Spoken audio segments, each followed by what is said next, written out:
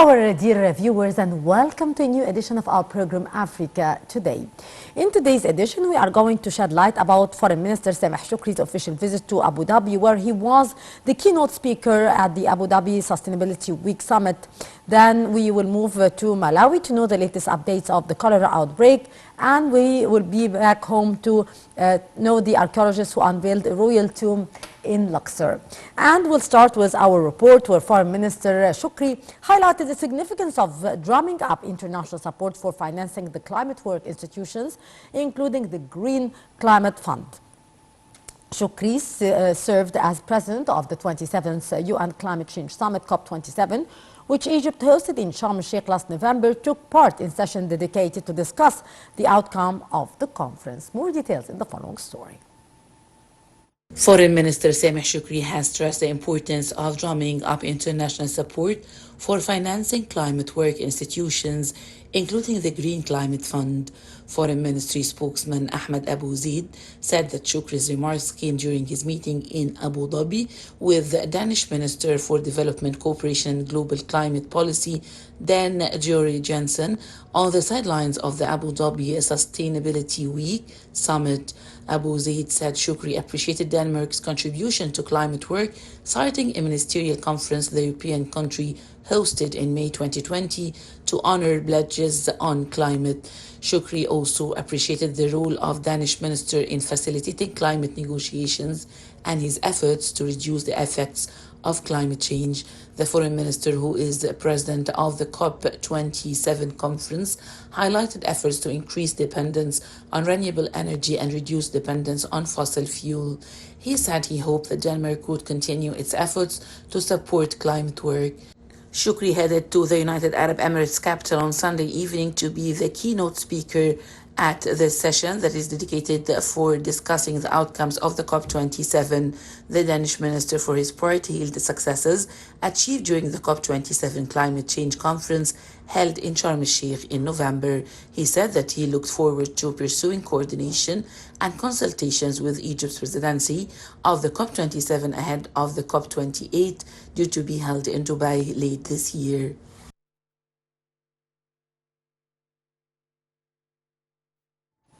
Well, our dear viewers, to shed more light on the issue, are very much delighted to be joined over the phone by Dr. Amer, coordinator of the International Relations and Conferences.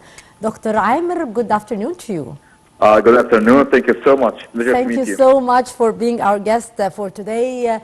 Sir, Foreign Minister Sameh Shoukry said that setting up a loss and damage fund to help the vulnerable nation cope with the climate-induced disaster is actually a historic achievement, fulfilling the 27 years of negotiations. What's your take on that, Dr. Amer? Yeah, sure. It's safe to say that the Loss and Damage Fund is the paramount achievement of COP27 held in Sharm el-Sheikh last November, which also reflects the success of the conference itself. The funds come at a time it's important for the whole world to cooperate and coordinate its efforts for the benefit of the most vulnerable countries. And hereby, I exactly mean the African countries and South Asian, and which did not contribute to the global warming, by the way. However, they are the most vulnerable ones, despite their, as I said before, zero contribution to the global warming. So this huge step will bring trillions of cash and hot money to them as a compensation to be invested in green infrastructure, railways, and even planting reclaimed agricultural land. So this step also reflects how serious the Egyptian state is in dealing with the African pile stemming from its role in the African debt, of course. Yes. Actually, sir, around 200 countries at the 27th UN Climate Change Conference reached an agreement in order to establish a funding mechanism to compensate the vulnerable nations for the loss and damage from the climate-fueled disasters. Can you shed light about that as well? Yeah, surely governments took the groundbreaking decision to establish new funding mechanisms and arrangements, as well as dedicated the fund to assist the developing countries in responding to loss and damage. Governments also agreed to establish a transitional committee to make recommendations on how to operationalize the the new funding mechanisms and arrangements and to fund at COP28, by the way, in the next year. So the first meeting of the transitional committee is expected to take place before the end of March 23. These are all just mere examples of the funding mechanisms that will be applicable in the forthcoming months. You could also think about how Egypt will deliver the COP presidency to the United Arab Emirates, who will go through a number of steps in order to make such mechanisms into action. So this will not stop here. It's just the beginning of a long series of steps. Yes. Actually, sir, during the COP27, Egypt succeeded in focusing the attention on adaptation measures by linking them to the essentials of the daily life, including the food security and the water management. What's your take on that? Yeah, I always tell that whether SDGs or adaptation measures can be easily, totally applied to the individual level. I mean, our daily lives and our lifestyles can be totally changed and adapted to come up with the changes in global food and water security measures. So this will include changing our mentality and dealing with consumption habits in food and water. And this comes handy in the midst of the global financial crisis. So we are obliged to watch how we deal with the ecosystems around us to keep what is left to us safe and sound until we pass just this through this crisis and survive in the threatening challenges ahead of us. So you can save water, you can save electricity, you can save food, along with the using of non-plastic containers, maybe, and products. This will help a lot, in my opinion. Yes. Sir, also experts have always raised concern about how the climate change is affecting the food security. What kind here of the global action must be taken in order to limit the effects of the climate change and all the repercussions on these essential things like the food, the water, all these which were affected by the repercussions of the climate change? Yeah, surely the world is facing a potential food crisis, by the way, worse than any time else since the World War II. So with Russia's devastating war on Ukraine, historic drought and heat wave in China, and there is an irregular monsoon season in South Asia, there is food supplies from several of the world's largest countries are highly uncertain and concerning. So in response to this cold risk for the global food system, the world community now begins to coalesce around several action areas. You can also focus on the Declaration of Leaders Summit on global food security, also the Global Alliance for Food Security, the GAF. This is convened by the G7 development ministers. So I think these steps will help taking further actions and further initiatives in order to provide more security to our food and water. So it's not only food, but it's food and water security in the future. Indeed. Sir, also Foreign Minister Shukri confirmed that Egypt is ready actually to host the Global Center for Supply and Storage of Grain in cooperation with the international community in a way that helps fight the ongoing food crisis worldwide. How do you see these statements by the Foreign Minister and how that could be actually implemented on the ground? Yeah, the world during the last few years or the last 3 years was hit twice. Once by the COVID-19 pandemic in 2020 and another one by the Russian-Ukrainian conflict, which badly affected and still affects the supply chain all over the world. So the later delivery of grain, rice, and different food supplies, especially to those vulnerable countries in Africa, that led to a series of negative impacts, like the rise of prices of grains and the lack of provided products, and also threatening the food security itself. So hence comes the idea of Global Center for the Supply and Storage of Grain, here hosted by Egypt.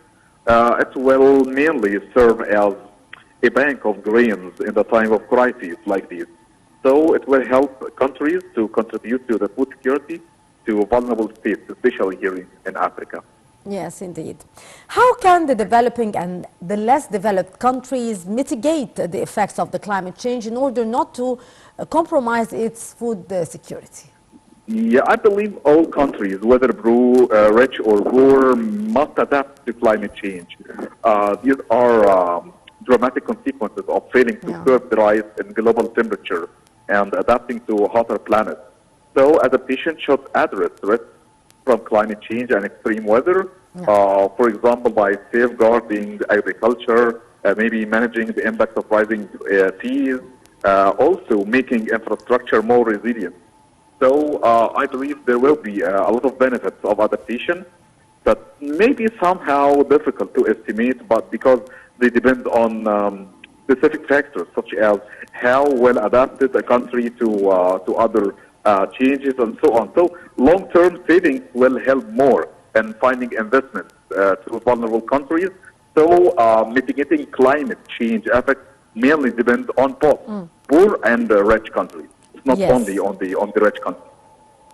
Actually, sir, according to the 2021 UNICEF report, Egypt has battled an annual water deficit of approximately 7 billion cubic meters over the past few years. By the year 2025, the country may potentially run out of water entirely.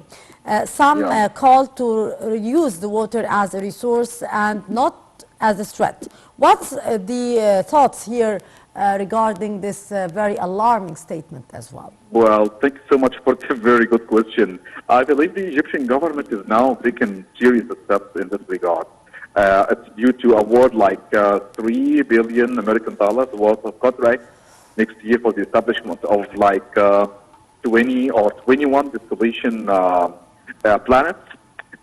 Over 200 companies expressed their interest during the pre-qualification process, which took place in the late November in COP 27. The plans try to target to capacity like 3.3 million cubic meters of water per day. Egypt will also employ reverse technology in its desalination plants. So it's more energy efficient compared to thermal technology, which needs 5 times more electricity to produce water. So these are steps taken by the government, which is keen in finding alternatives to the traditional and conventional way.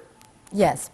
Sir, discussing how best to face the worsening climate conditions, the attendees highlighted the importance of the public-private cooperation and partnership, sustainable financing, as well as increasing the community engagements. How do you see these suggestions, and to what extent we can see here a real contribution regarding the issue of facing the repercussions of the climate change and trying to reduce its negative impact?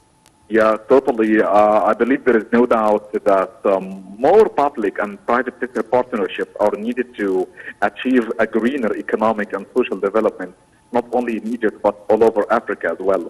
So both people and economies are suffering from major disproportionate ways from climate change, despite the contributing only 3%, to global warming. So when there are partnerships between the two major players here in the economic game, I believe this will help the NGOs, the private sector, the utilization of finance and investment opportunities in climate action. And it will also indulge and involve the application of new technologies. This will help find new job opportunities, new investments. It will pump trillions of cash and hot money to the market here. Yes. Minister of Planning and Economic Development, Helal Said, launched the Friends of Greening National Investment Plans for Africa and developing countries initiative that capitalizes on the success stories of partners in tackling the impacts of the climate change. Can you shed more light about this initiative, sir? Yeah, of course. So Egypt is on the course to ensure like 100% of its national projects to meet green criteria by 2023. Through this its vision and 2023 plan, Egypt sets a goal to the government-funded green projects, including that initiative, which reaches up to 50% by 2025. So the ministry itself has taken the task of making sure that these projects spanning all sectors around it, from transport to waste management, abiding to sustainability criteria. Yeah. For example, that means using natural resources for better results in the future. Yes, indeed. Dr. Muhammad Amer, coordinator of the International Relations and Conferences, thank you so much for your very precious input. And moving on to Malawi, where there was visible excitement among students when schools reopened Tuesday in the country's two biggest cities after 2 weeks suspension caused by the cholera outbreak. The bacterial illness has killed close to 800 people, more than 100 of them children. All were affected. More than 20,000 people. Malawi's government announced measures to prevent the cholera from spreading in schools, but warned it will shut down the schools again if needed. Tuesday marks the return of classes to primary and secondary schools in Malawi's two largest cities, following a cholera outbreak that claimed hundreds of lives. After the Christmas break, schools in the capital and the business district had been closed for at least 2 weeks. Over 750 individuals have already died as a result of the cholera outbreak, which started in March of last year. Both the capital and the business hub still have significant infections rates. Malawi's health minister said schools now have access to safe water and improved sanitation facilities, which will go to a long way in reducing infections reported in schools. The minister was optimistic that infections in schools would reduce due to improved sanitation facilities. Malawi is among 31 countries globally hardest hit by cholera. Last week, the government asked for international assistance as it was running low on medical supplies. The country has seen a large number of instances of cholera as a result of the aftermath of Tropical Storm Anna and Cyclone Gombi, which last year caused several floods and devastated the water and sanitation infrastructure of the nation. Archaeologists have uncovered a royal tomb that could date back thousands of years. The tomb was found in Luxor, where lots of other ancient artifacts have been discovered. Experts think this tomb was from the 18th dynasty of Pharaonic Egypt, which was from 1550 BC to 1292 BC. Whilst it could take a while before we know who the royal could be, teams think it could be a queen or a princess. Authorities announced Saturday the discovery of an ancient tomb in Luxor dating back to around 3,500 years that archaeologists believe holds the remains of an 18th dynasty royal.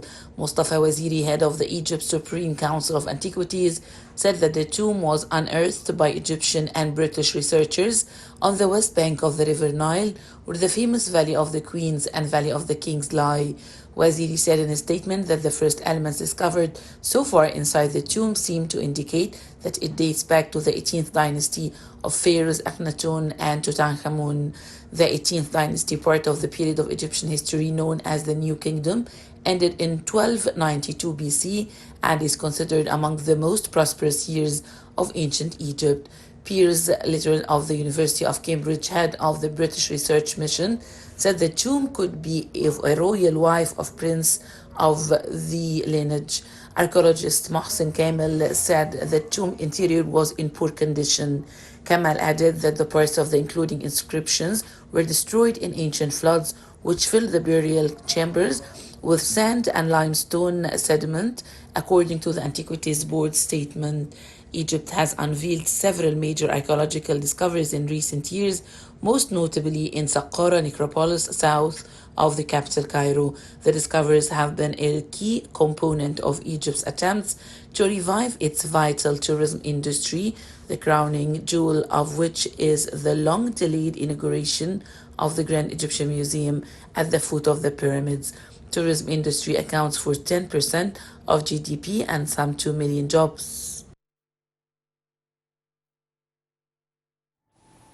Well, with that, our dear viewers, we come to the end of this edition of our program Africa Today.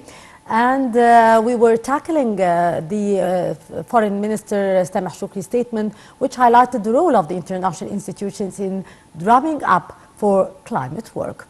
Well, many thanks for watching.